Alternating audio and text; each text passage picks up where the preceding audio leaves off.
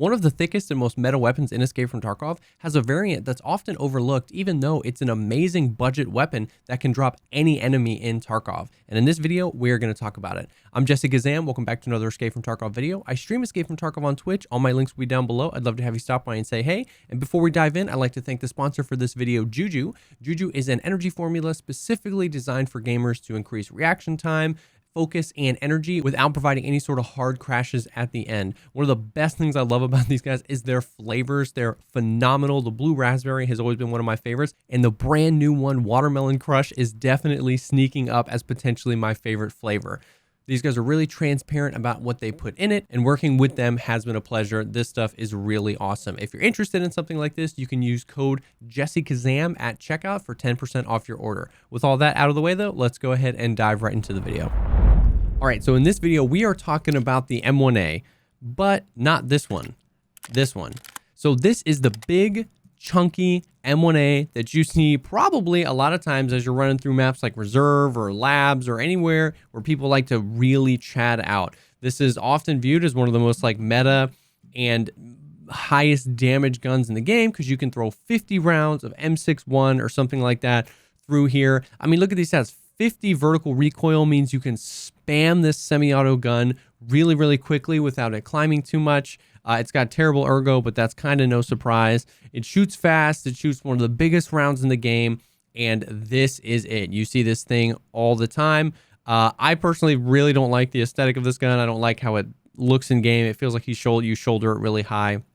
But this M1A is crazy. But at the end of the day, it's really just a semi-automatic rifle that shoots one of the best rounds in the game, you know, M61. And we'll talk about the ammo in a second. But at the end of the day, that's what it is. And this isn't just a different type of gun that shoots the same ammunition. This is also an M1A. This is just the base variant of the M1A that you can mod into this if you have an additional maybe 300,000 rubles, 250 to 300,000 rubles, not including the ammunition that you would need to put in this. At the end of the day, this is just another M1A. It's got the same fire rate. It's got effectively the same muzzle velocity because you can put on a longer barrel and stuff like that. That's why that changes. So it just doesn't have crazy, insane vertical recoil. And that's really it.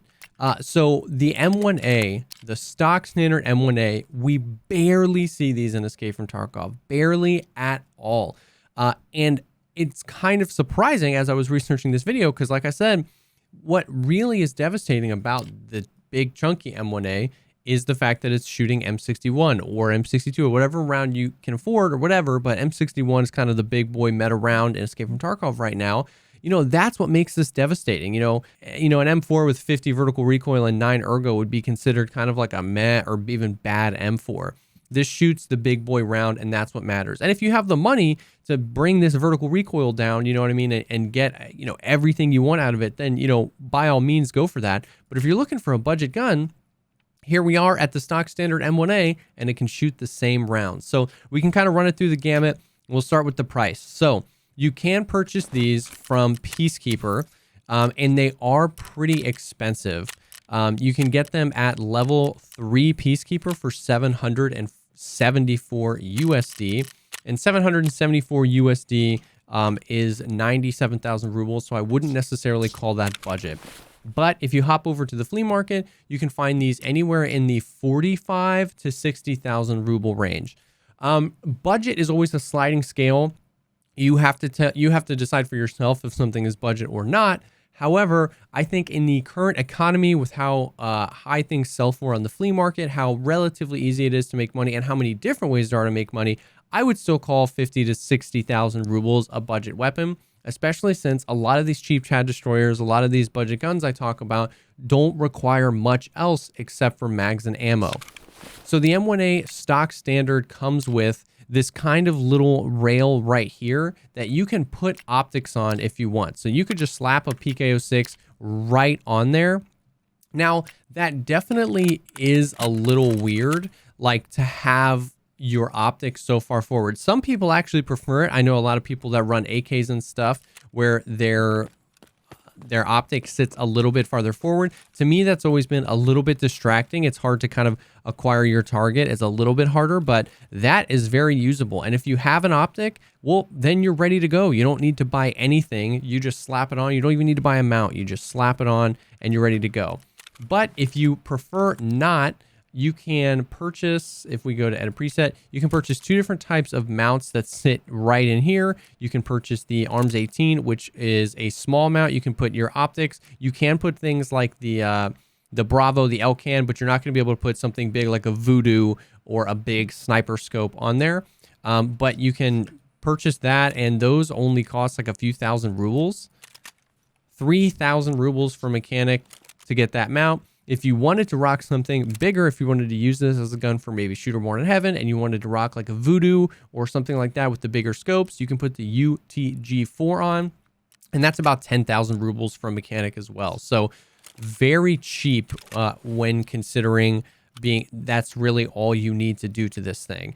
It doesn't have mounts for flashlights or tactical devices. Of course, like we said, the M1A is actually one of the most modular guns in the game. So if you wanted to go crazy with it, you could put the Archangel, the SAS, the mod. There's a bunch of different ways to mount this and to, kind of like trick this out. But at the end of the day, we're looking, at least this video is looking through the lens of budget, something that can be effective, but also relatively cheap and easy to run. What's great about this is you can buy a few of these and just run them. You don't have to spend a bunch of time in your stash modding these things or changing things out or buying parts. You can kind of just run them. Now, when it comes to the barrels and suppression, the SOCOM barrel that it comes with, the 16-inch, it comes with like the muzzle device. You can put a different brake on there that then allows you to put something like an Atlas or the Dragon or a few things on. You can suppress it. You can use the Silencer Co Hybrid 46. That's very expensive though. If you do really want it to be suppressed with this barrel, the Gemtech 1 is a little bit cheaper. It's still expensive. You're basically doubling the cost of this build if you want to suppress it.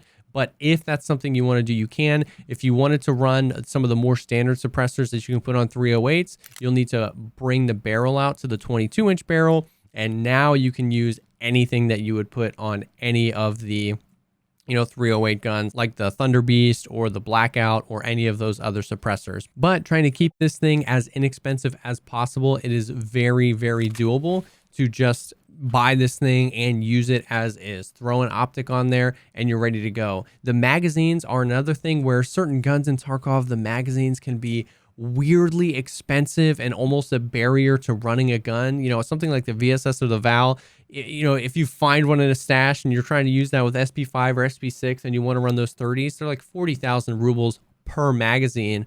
Well, you don't really have to worry about that. The 20-round mags are 24 USD, which is like 3,000 rubles. And even if you wanted to use the 30-round mags, you can buy those from Peacekeeper for 56 USD a piece, which comes out to 7,000 rubles. So even the 30-rounders, the 50-round mags are a little bit more expensive. I wouldn't recommend that. They're a huge hit to your ergo.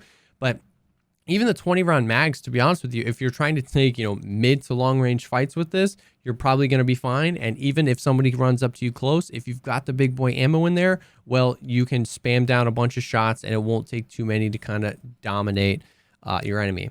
So at the end of the day, like we said, this is kind of just an M61 slinger. So let's talk about the ammo and some of the other options that you have available. A lot of people like to talk down on M80 as it being kind of a crappy round.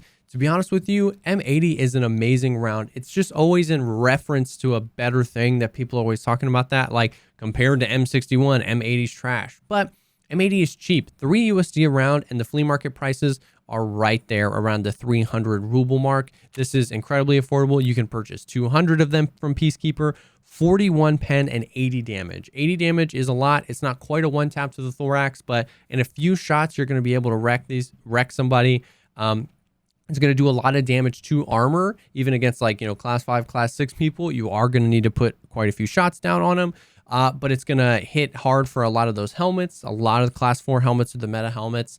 So it's not a terrible round. You definitely have to understand what you're getting into. 41 pen is not going to be amazing if you're just single tapping somebody with really, really good armor, but also at the same time, It's not garbage. It's very, very usable.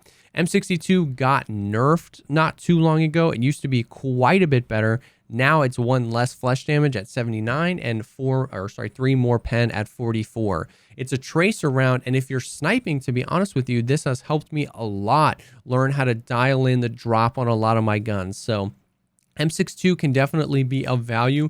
It's quite a bit more expensive, double the price from the trader, and a lot more than that even to purchase on the flea market. This is not worth paying these prices. If you want to pick some up for sniping, 6 USD a round isn't terrible, but 1200 a round for a round that literally only does like 3 more pen and 1 less damage is absolutely not worth it. Then we move up to the big boy round, M61. M61 has 64 pen and 70 damage. That means that armor is effectively useless against this round. 64 pen is way up in the high 90 percentile to pen class 6 armor on the very first shot, and then you're just basically doing that 70 damage. You're 2 tapping anywhere, you're 1 tapping to the head. This is a big boy round. 11 USD a round is not cheap. 11 USD comes out to about 1,300 rubles a round. To be honest with you, it might be worth it. It's, once again, your budget. It's totally up to you. If you're running 20 round mags, you've only got 2 mags and everything else is in your secure container, all your extra ammo, you're not risking too much of the ammo at one time. If you can purchase it, from the trader anytime you can to build up a stock at this 11 USD price so that you're not having to pay 2,000 to 3,000 rubles, it's totally up to you. But if you do use this thing, then you're investing, you're spending not a whole lot on the gun or the setup, you're investing in the better ammo, and you're positioning yourself well, you're hitting good shots, you're going to be dropping people. You know what I mean? If you kill 1 or 2 Chads and extract with their loot, the amount of money you made from all that is going to pay for plenty of these kits. So that's the M1A. There's not a whole lot to talk about here. We all know that M61 and those rounds are really, really good. And it's just crazy to me that this is almost exactly as effective as this. When you think about, this is suppressed, yes, but it's got worse ergo and, better vertical recoil. It's a semi-automatic gun though, so you decide how important that is. At the end of the day, this is 300,000 rubles. This is 50,000 rubles. You can throw an optic on and basically be good to go. So that was just something that kind of came up. The M1A, it does not, the stock standard Springfield M1A does not get a whole lot of love. And I think if you're out there looking for something that you can use to kind of just drop thick boys by positioning yourself well, playing right, and then, getting the come up in your raids, I think this is definitely something to look towards and try out in Escape from Tarkov. Thank you so much, as always, for taking the time to check out this video. If you liked the video, think about dropping a like, commenting down below, or subscribing to the channel for more content like this. I stream Escape from Tarkov on Twitch. All my links will be down below. And if you're looking for people to play Tarkov with, our Discord is an awesome place to be. That link is down below as well. Thank you again for stopping by, and I will definitely see y'all on the next one.